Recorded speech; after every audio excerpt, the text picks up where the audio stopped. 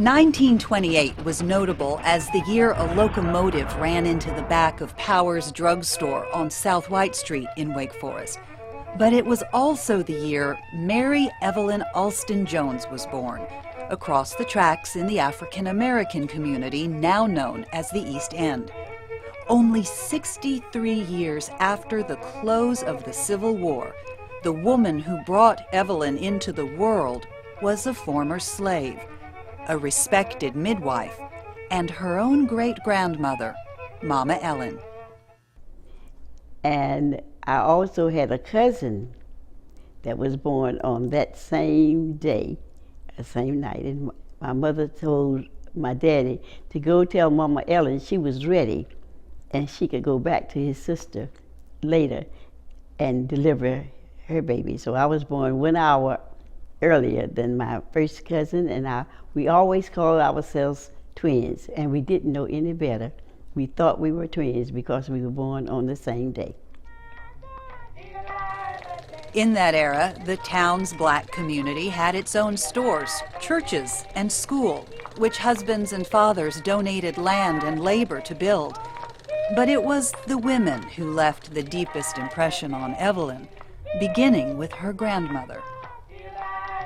She was not an educated woman, but she had what we call now, used to call mother wit.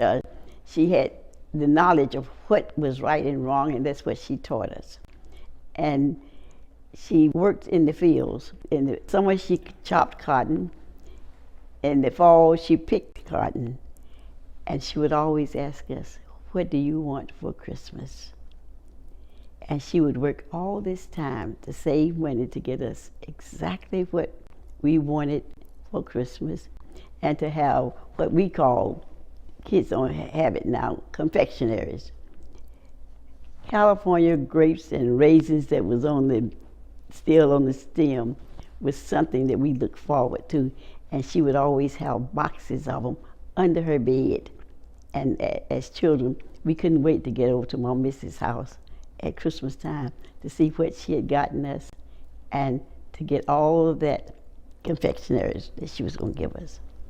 But not even the most loving family, nor these strong female role models, could erase the color barrier still dominating the American South, a reality Evelyn had to face on her own and in her own way, and which shaped her life and who she would become.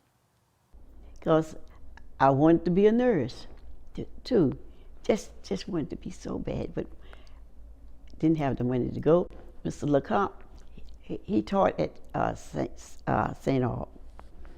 He came to the house one day and he says, "Miss Austin, I got a way that Evelyn can go to school." Oh, I was just grinning. He says, "But it's in Georgia." Said she can go to nursing school free. Mama said, "Okay." I said, Mama, not me. Not me in my mouth. They done told me you had to bow to a white horse. You had to walk off the sidewalk and let the white person walk on. I said, "Mama, I would be in the highest tree that they could find." I said, "No, Mr. LeCompte, no. I can't go to Georgia." And he said, "Why, Evelyn?"